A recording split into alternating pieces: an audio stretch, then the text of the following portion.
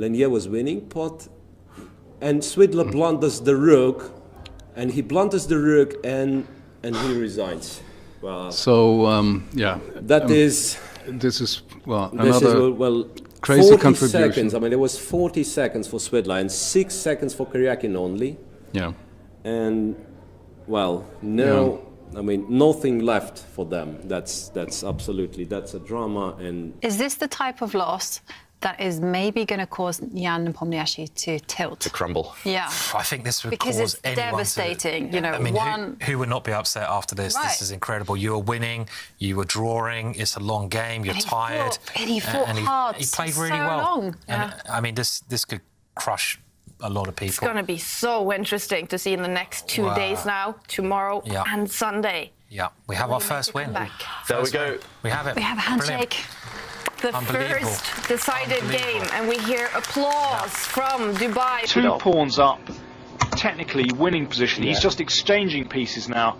It's all over. Put your king on a square. What's the queen takes g4? What's he overlooked?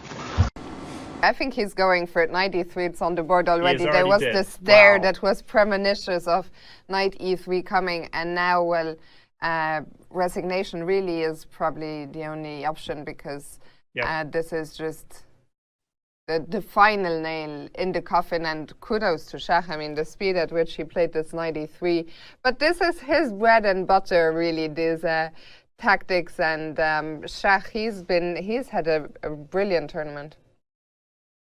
He really has, and he plays with tremendous confidence really at all times, and that's what makes him such a difficult opponent, practically speaking. He chooses practical continuations. He gets people in time pressure. It's not really a coincidence that Vidit was in such acute time pressure. Shakhriyar makes the kinds of decisions and steers the game usually into very complex territory. So he's a tough opponent to face, and he's so experienced. A phenomenal performance by him as Vidit looks around. Yeah, and there is the resignation.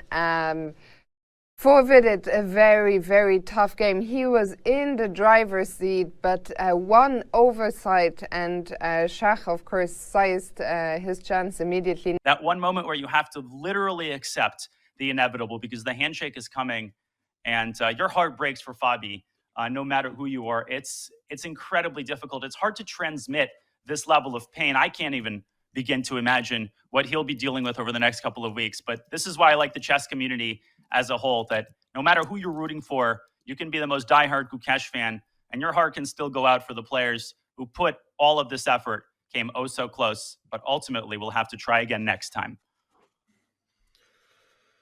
Well said. And as you're talking about what Fabiano's going to do over the next couple of weeks to sort of grieve this, I think, you know, again, for Jan, the same can be said, right? I mean, what can you say about this guy? He's maybe, and nothing more to say then, because we might be about to say that the result is official. Fabiano takes a look at Jan, offers the draw. I think Jan is letting the moment sink in, because it's not like he's pretending he was the one pushing for this, if I'm translating what's being discussed correctly. Absolutely crazy, and indeed, they do shake hands. Both players surrendered, submitted, resigned in their defeat, even though they draw on the board. But competing for another World Championship title is not in the cards for either of them.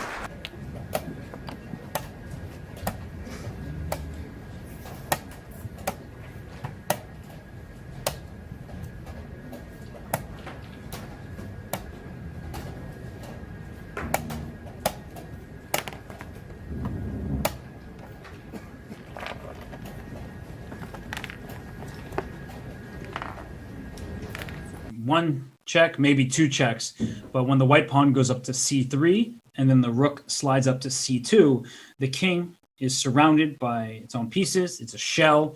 No more checks for you, and then that pawn does indeed promote, and that will end the game. Magnus will not continue after that. Magnus down on the clock as well, but it doesn't matter. And the historic moment, he stopped the clock. 18-year-old Grandmaster Andrei Esipenko just beat the world champion in a classical game. What a game, impressive game. Wow. And look at him, that he is exhausted from the fight that he just brought to the world champion. He is not showing any emotion really, but I am positive that he's going to be ecstatic. And it's good that it's a rest day tomorrow, because you don't want to just be too happy. You want to get back, because your next opponent will be very tough. But look at him, he might cry. Look at him. Wow, what we see the emotions. It's amazing. 18-year-old Grandmaster Andrei Esipenko just beat the world champion. And he's in disbelief. Look at him, there's a smile. He saw the arbiter said something to him. He smiled, and he's now taking it in. He's waited for Magnus to leave, and now he's in just a state of shock. There it is. There's the smile. Absolutely finished, and I'm waiting to see Hikaru's reaction the moment he realizes that he has a lost position. But rook check first. Probably even more rook accurate, check. right? Oh. Note, by the way, he only has one move. Yeah. He only has one move, and he's thinking.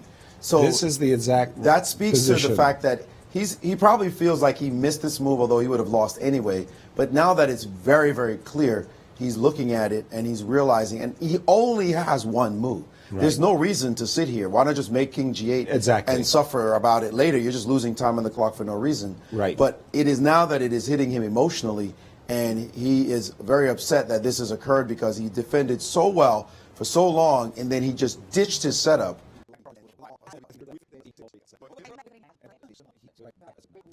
It's so different. Fabi maintained the lead throughout the tournament. And he resigns. And there it is. Handshake. Magnus Carlsen has joined the three-way tie for first.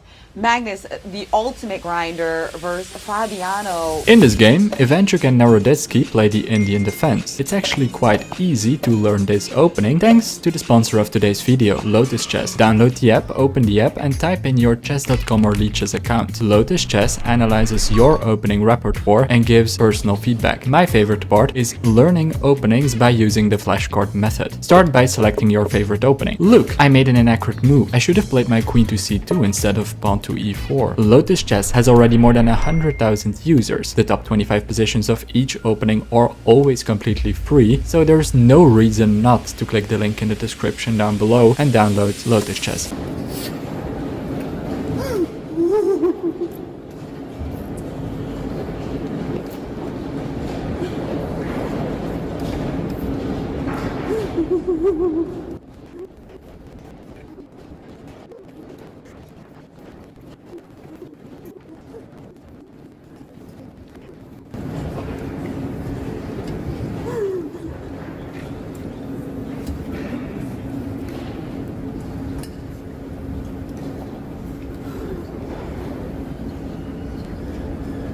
Queen d5? What do you do? I mean, what do you do? I mean, Oh queen my d5, God. queen d4. What do you do here?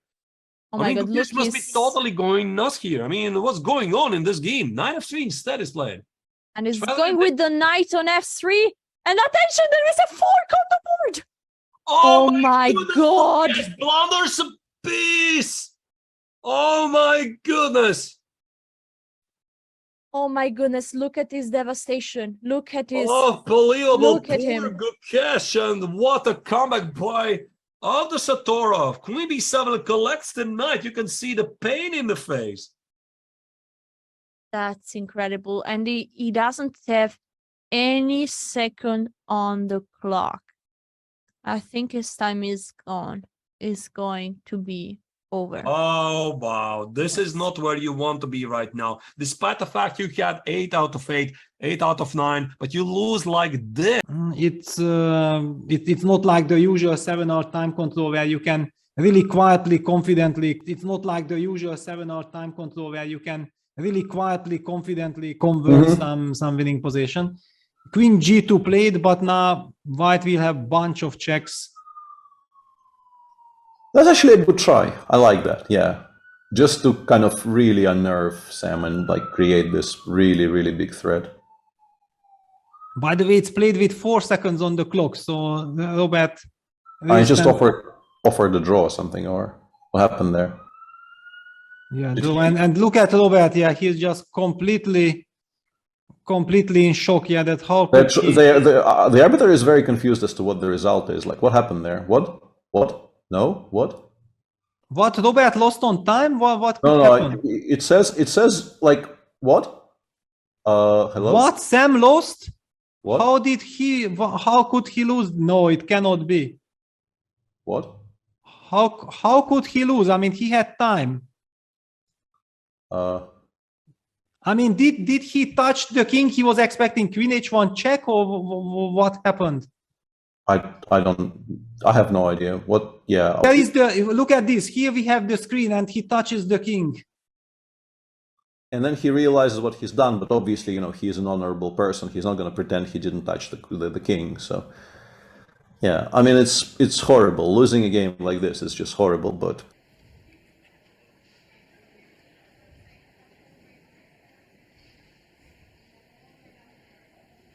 Okay, in the beginning he pretended like nothing has happened. Who? Jan. No, you could see in his face, like, should I just laugh and resign, or should I... Yeah, it's not so I funny think, when you're playing a World Championship match. Okay, in the beginning he pretended like nothing has happened. Yeah, just we see that what the pressure does to a player. Yeah, it's just keeping the tension, and his nerves couldn't take it, and yeah, he just collapses. Heartbreaking. It's a heroic effort for the reigning world champion. There was speculation he wouldn't show up to the match. No, he did. He put on his best game. He came so close. And King e3 will be played, but King e5 followed by f4 in the event of King d3 is a well-known victory. That's it. Heartbreak and euphoria all rolled into one scene. And look at this, Gukesh cannot believe. Yeah, he was smiling a little bit. He's trying to push away the smile. But he will be the youngest world champion. Incredible what we are about to witness. And he's earned it. Not a single part of the smile has anything to do with wallowing, with enjoying the anguish of his opponent. He deserves a smile. He has done so much work. He has come so far. The 18-year-old has demonstrated the skills of a champion, the play of a champion, and the composure of a champion. And he's going to defeat a very worthy opponent.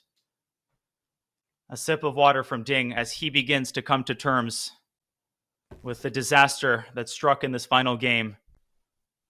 What a moment, Peter. Words can't capture the significance of this moment, and there it is.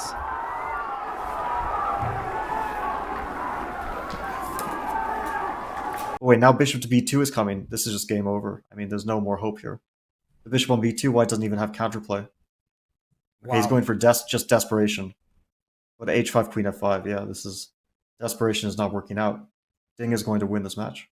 Unbelievable. The resilience from Ding Liren. He brings his queen up. Now it's on f5. There's a pass pawn c2 that's defended. You can't distract the queen anymore. Ding Liren, who is down a point in this match, is he about to become our world champion?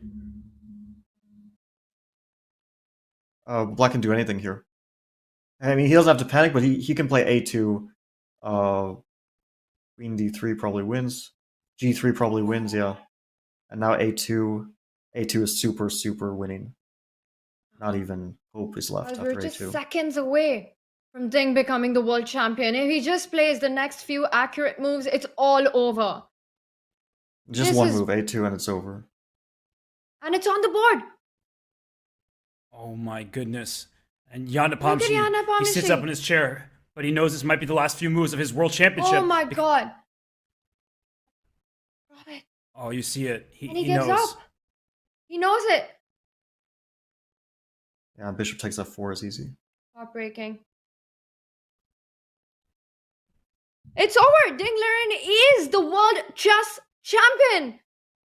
Wow. He has made history as the first Chinese player to win the world championship. We see handshakes there. Ding is overtaken by emotions. He isn't able to leave the board. And for Jan Nepomniachtchi, a heartbreaking moment there. He leaves the hall. This has been a fight of courage, of grit and determination.